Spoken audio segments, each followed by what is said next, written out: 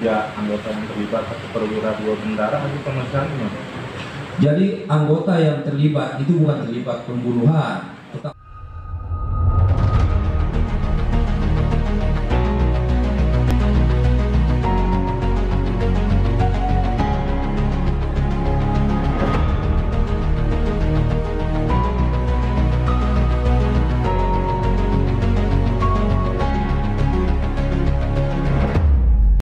Adalah pasal 340, 338, 55 serta 56. Ancaman hukumannya ini hukuman mati, hukuman seumur hidup dan 20 tahun penjara.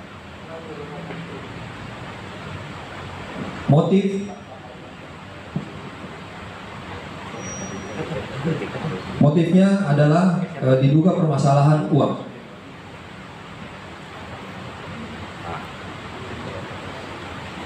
Demikian yang kami sampaikan. Silakan mungkin apabila ada yang mau ditanyakan.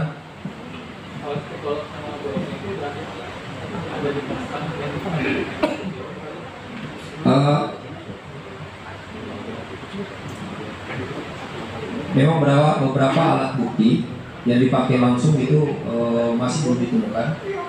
Nah, tetapi alat-alat bukti yang lain sudah cukup untuk mendukung dan mengkaitkan dengan kejadian, dengan TKP dan juga dengan tersangka.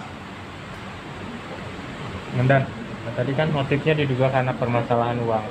Sejauh mana motif itu permasalahan uang bisa terjadi sampai pembunuhan? Ini motif, ini merupakan hasil pendalaman kembali yang dilakukan, di mana pada saat awal kejadian tersangka utama ini sempat mengeluhkan kondisi masalah ketidaksinkronan antara korban dengan tersangka terkait masalah uang. Inilah akhirnya kita simpulkan menjadi motif dari tersangka melakukan pembunuhan. Artinya ada ketidakpuasan tersangka terhadap korban terkait masalah keuangan. Uang apa itu kan? Uang yayasan? Untuk yang sampai kepada saksi, ini penyampaiannya terkait keluhan masalah uang yang sering diberikan dalam bentuk jatah. Akhirnya ini tidak memuaskan tersangka. Izin, dan apakah dari pihak Bapak Yosep beserta keluarga sudah mengakui atau mengakui kasus ini, Pak? Kalau beberapa tersangka memang pada posisi tidak kooperatif, sehingga beberapa keterangan yang diberikan ini menyampaikan untuk tidak mengakui suatu kondisi. Tetapi pada prinsip penyidikan kita tidak semata mengejar pengakuan, karena pembuktian itu digunakan dari alat-alat bukti yang didasari oleh scientific investigation dan juga menggunakan hasil laboratorium forensik. Ini cukup kuat untuk menjadi alat bukti sehingga pengakuan tidak menjadi dasar bagi tersangka untuk melakukan pengakuan. Ini sangat relevan antara beberapa pembuktian yang kita peroleh, alat bukti dan juga beberapa petunjuk-petunjuk dan keterangan-keterangan yang relevan dengan kondisi TKP, kondisi alat bukti, kondisi korban. Semua sangat relevan sehingga pengakuan dari para tersangka tidak menjadi patokan bagi penyidik untuk membuktikan kasus ini. Terkait 3 anggota yang terlibat atau perwira dua bendara hasil pemeriksaan. Jadi anggota yang terlibat itu bukan terlibat pembunuhan, tetapi anggota ini merupakan anggota yang menyalahi prosedur. Jadi ada orang yang masuk 1 hari setelah kejadian, ada 5 orang yang masuk TKP. 3 orang diantaranya itu adalah anggota. Nah, pada saat proses masuk ke TKP tersebut, inilah yang tidak melalui prosedur yang benar. Sehingga dengan demikian kita penyidik melihat bahwa ini suatu kesalahan prosedur, sehingga anggota tersebut akan diproses dan dilihat kesalahan prosedur yang dilakukannya itu. Sanksinya udah ada belum? Kalau sanksi sudah jelas sesuai dengan aturan disiplin dan kode etik, tapi akan dilihat bagaimana kadar kekeliruan daripada anggota tersebut. Nanti prosesnya akan tetap berjalan. 3 tersangka lain apakah dipertimbangkan untuk ditahan, dan 3 tersangka lain itu memang belum ditahan karena memang sesuai dengan undang-undang itu merupakan pertimbangan subjektif dari penyidik. Nah, sehingga penyidik memberikan kesimpulan untuk tidak melakukan penahanan sementara waktu kepada 3 tersangka tersebut. Kondisi yang diperoleh mempunyai nilai yang lebih positif bagi penyidik, sehingga menjadi asas pertimbangan yang subjektif bagi penyidik, sehingga membantu pengungkapan. Sehingga nilai-nilai itu nanti akan dinilai oleh pengadilan dan diputuskan dan dipertimbangkan oleh pengadilan nantinya. Untuk para tersangka yang menjadi dilakukan penahanan, apakah ada pengawasan khusus dari pihak kepolisian atau lakukan si para tersangka itu keluar dari daerah tertentu, daerah Subang atau seperti apa? Jadi batasan terhadap tersangka yang tidak ditahan memang ada, dan juga pengawasannya tetap dilakukan karena ini merupakan kontrol dan tanggung jawab penyidik.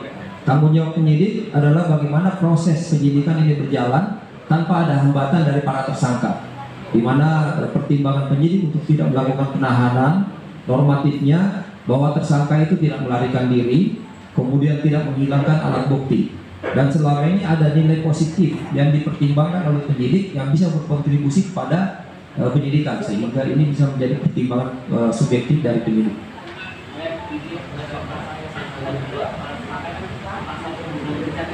Ya. Jadi terkait dengan teknis penyidikan atau proses kasusnya tidak kita sampaikan secara detail, tetapi di dalam pengungkapan perkara ini diperoleh data-data atau petunjuk-petunjuk dan alat bukti yang terkait adanya proses perencanaan. Nah, jadi ini akhirnya bisa disimpulkan bahwa penerapan pasal atau memenuhi unsur pasal 340 itu cukup. Dan tersangka YH ini dari awal ini kan membantah, bahkan membuat narasi-narasi yang akhirnya penyelidikan hampir agak kesulitan di polisi. Sudah ada pendalaman belum dan itu dilakukan kenapa motifnya kenapa? Ya, jadi memang beberapa tersangka ini tidak cukup kooperatif. Nah, sehingga memang termasuk bagian yang membuat repot lah penyidik. Tetapi penyidik juga tetap tangguh untuk melakukan pengungkapan, sehingga progres yang dilakukan oleh penyidik di bawah pimpinan Pak Direskrim semakin intensif 3 bulan terakhir. Jadi di mana pemeriksaan dilakukan berulang dan mendetail dan lebih dalam.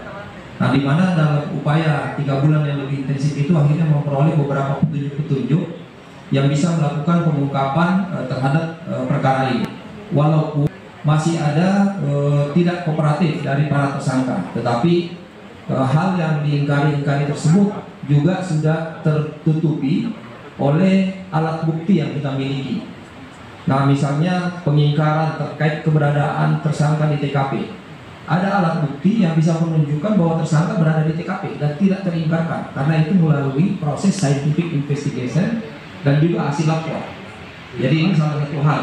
Nah, ini beberapa hal-hal yang tidak bisa diingkari, walaupun tersangka mengingkari, tetapi kondisi realitanya didasari oleh scientific investigation itu tidak bisa terhindari.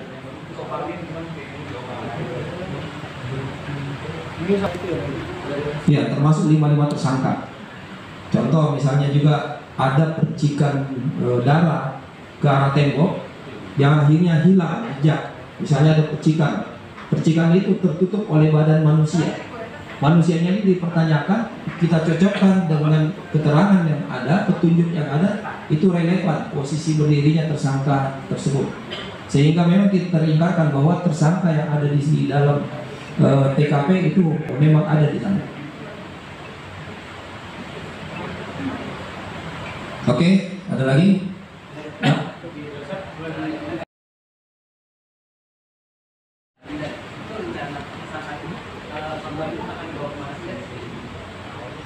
Ini terkait keterangan dari tersangka. Sampai sekarang tersangka masih belum kooperatif terkait dengan kondisi-kondisi.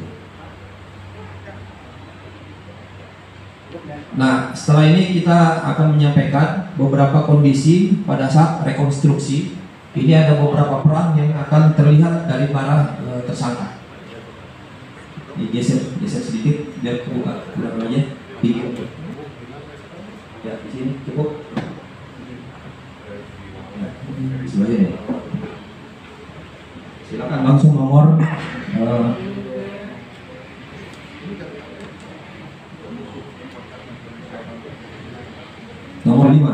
nomor 5. Nomor 5, ini terlihat pertemuan antara tersangka YH dengan tersangka MR di TKP Pecel Lele. Lanjut nomor 11.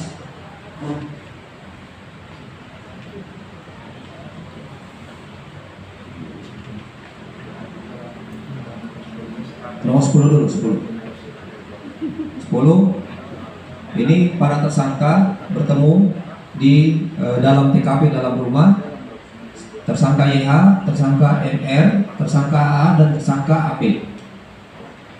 Kemudian tersangka YH menyuruh tersangka MR untuk mengambil golok. Lanjut 11.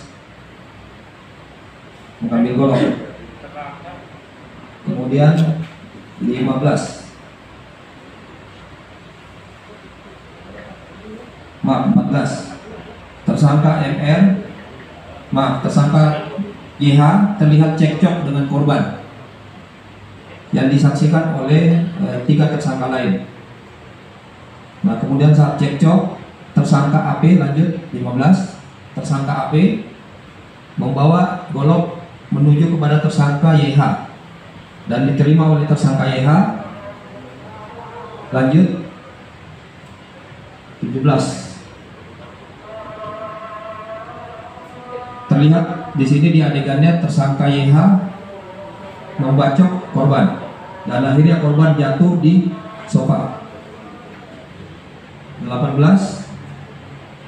Ini kemudian tersangka YH masuk dalam kamar mengambil stik golok dan kemudian memukul korban kembali di sofa dengan menggunakan stik golok. Lanjut 19, dan menyerahkan stik goloknya kepada tersangka MR. Kemudian menarik kaki korban ke bawah.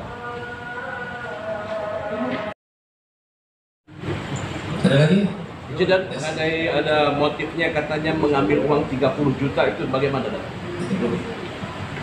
Dia mungkin bisa menjawab.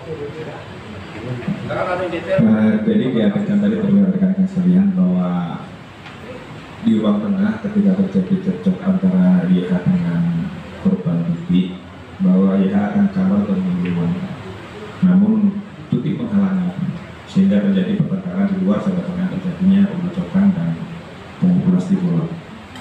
Nah, bahwa uang 30 juta ditemukan itu setelah melakukan TKP.